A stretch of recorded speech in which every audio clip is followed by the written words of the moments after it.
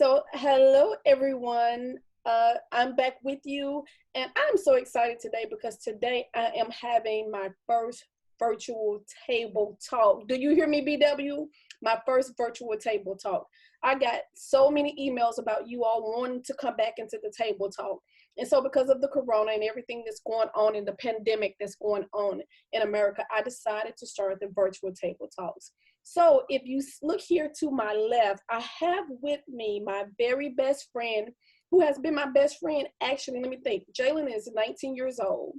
So we have been friends for 20 years. Yeah. And if I had to start a virtual table talk, I had to start it with this woman to my left. And let me tell you why. This has been my ace boon coon for 20 years. This has been my number one supporter all of my life, that she has known me.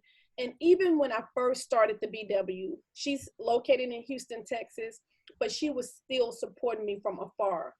She was the one that motivated me. She was the one that encouraged me, not only with the BW, also with my career as a nurse. And we're going to get into that. And so these table talks, I'm going to start a series of relationships. And that's what the whole thing is going to be about, relationships. So we're starting off to first table talk, talking about friendship, which is what I have with Miss Karen Colson. And I'm so excited for my friend. She just graduated with her postmaster's in nurse practitioner, acute. Tell me what it is, acute.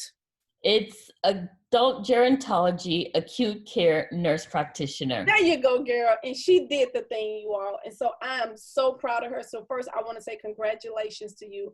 Thank you. I'm so very proud of you. So let's get straight into today's table talk. So we're talking about friendship. So how do we meet? Do you remember how we met? All right. So before we get into that, I just want to say how proud I am of you, because in the 20 years that I have known Felicia, she's always been about women empowerment. She's always wanted to start her own business. And she's always had these ideas and always with effort and tenacity put it into motion.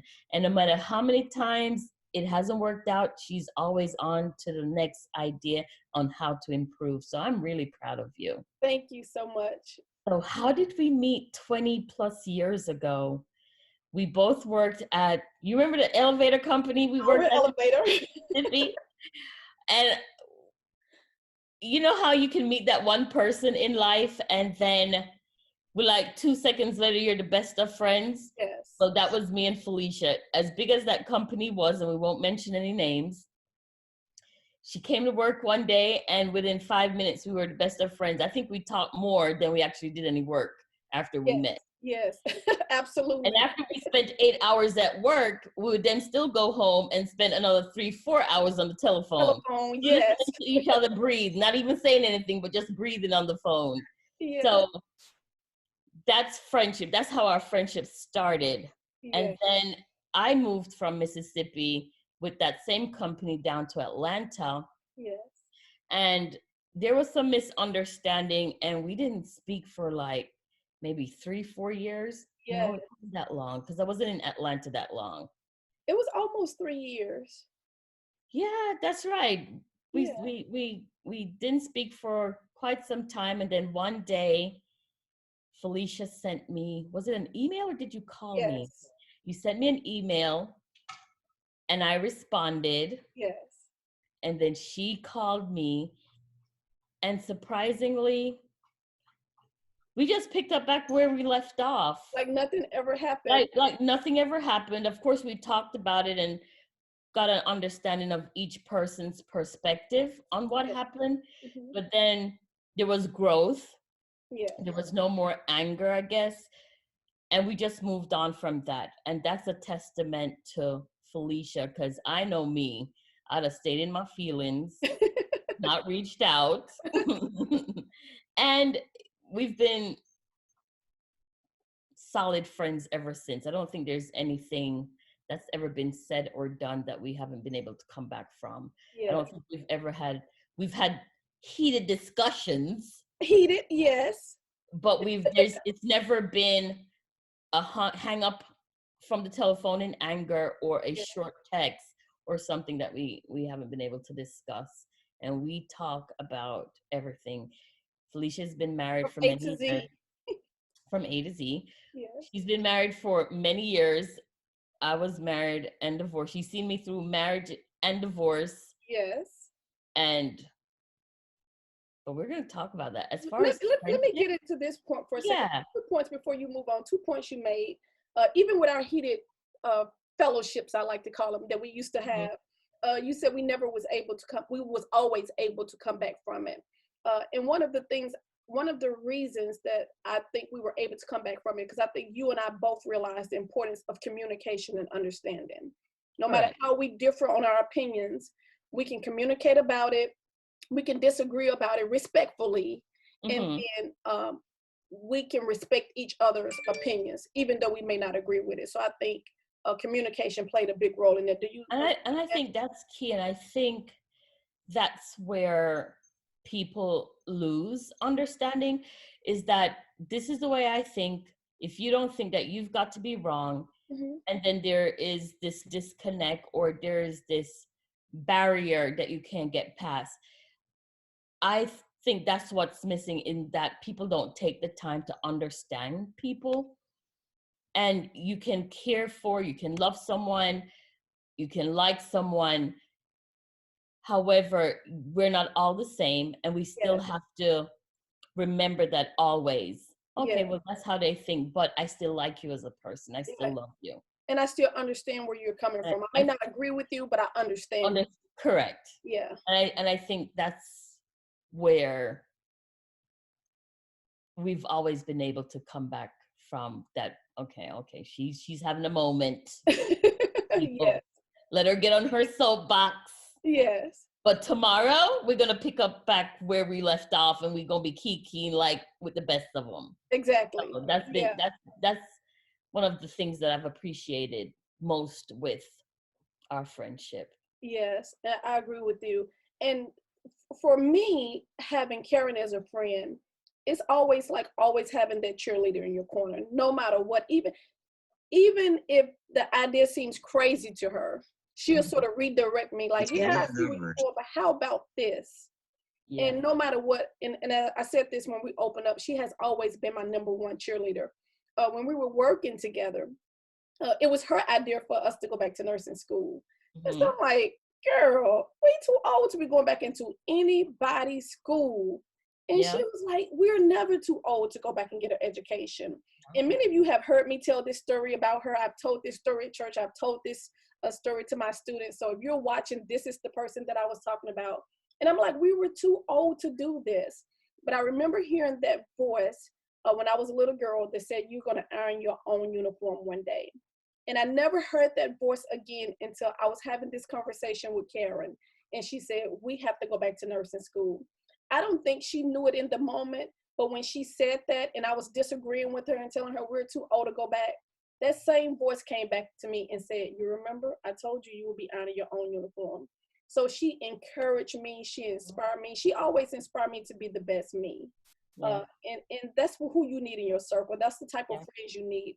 I don't have many friends in my circle, and you don't need many friends. You just need the right friend in your circle. Correct. And so I have the right friend. So she pushed me through, even on days I didn't want to study, days I didn't want to go to school.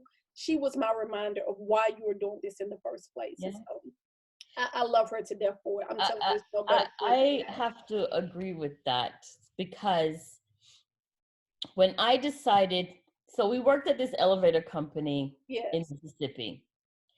And then I moved with that company to Atlanta, and I didn't like it at all. So then I went back home to Miami.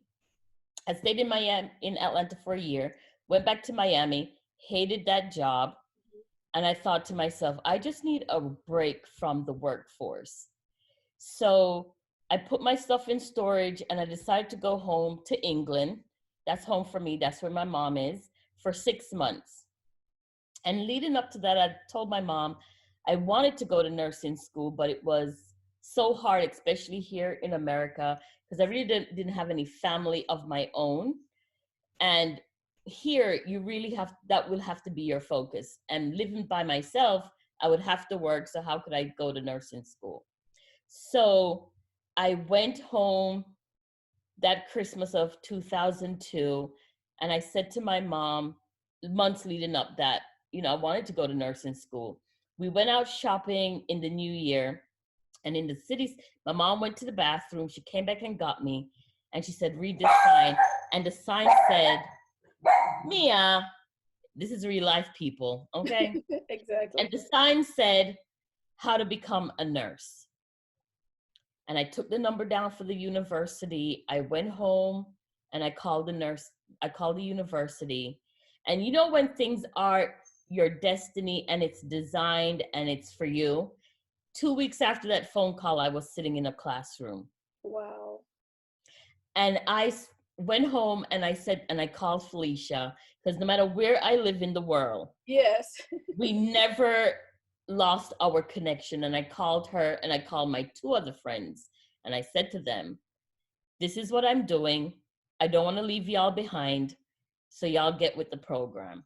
yes. Because I am well aware that as people progress in life, you tend to leave people behind because you've changed. So you want your circle to grow with you and change too. Yes.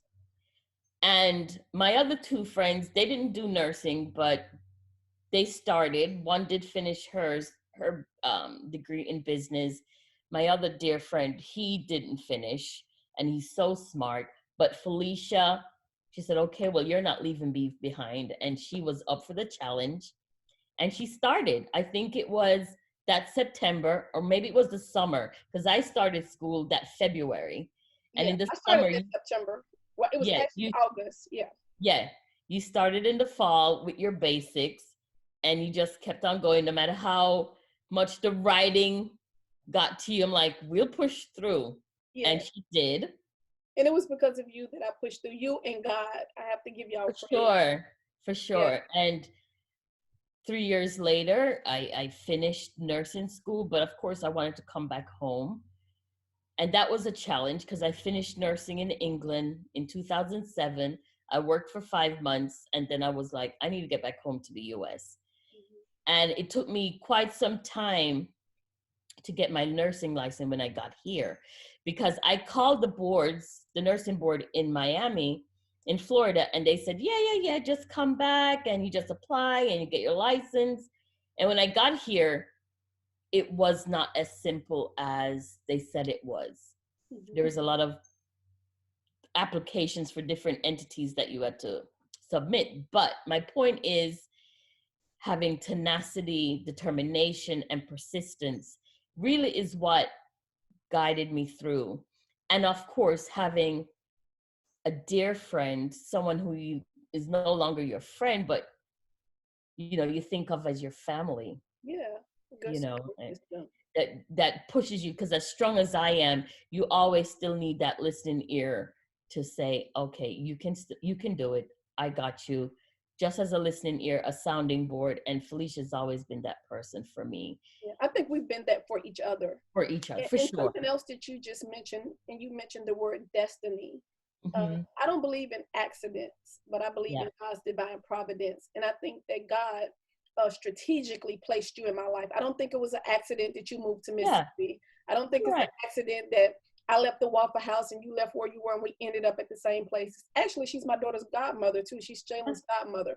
I don't think any of that is by accident. I think it was God's divine providence to bring us to where we are now in our lives. Yeah, I agree with that. I agree with that, because my mom had told me to go do nursing as early as 1994. I'm like, no, ma'am, this is not for me. And I've had many career changes. I've always worked in corporate America. And there has been nothing more that has brought me more joy than being a nurse. Nursing has been so much more than seeing poop and blood, but just the experience. Because before I started nursing school, I was very timid, very shy. Someone raised their voice 2 octaves and I tear up. Now I can go into a room and command attention. And when I speak, people want to hear what I have to say. Yeah. And that is through my nursing. Yeah. And So would you agree? I heard you say something. I don't mean to cut you off. You yeah, said your mom asked you to go years before and you didn't do it. I, Would I you agree that it's all about timing? it's God all timing. about You can timing. be doing the right thing in the wrong time. Absolutely. And how I got to deciding two things why I wanted to do nursing. My cousin, Mia, my cousin was doing nursing in Florida. And when she got home, I was helping her with her homework. And I thought to myself, well, I'm not even in nursing school and I can answer these questions. And she's going every day and having a hard time. Mm-hmm. That was one. And when I got back to Florida after being in Atlanta for a year and just sitting at a desk and shuffling paper from one section to the next section of my desk, I needed something more. I needed something more to be fulfilled. I needed something more to have purpose. Mm-hmm. I needed to start not just living, but actually giving back. You know, we take from this earth, and I wanted to be in a community where I'm giving back to a community. Yes. So at 37 is when I went back to nursing school.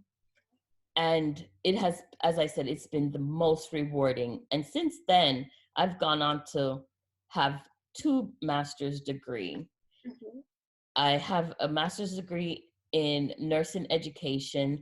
And as my friend said, I've just completed my master's degree in nurse practitioner. Yes.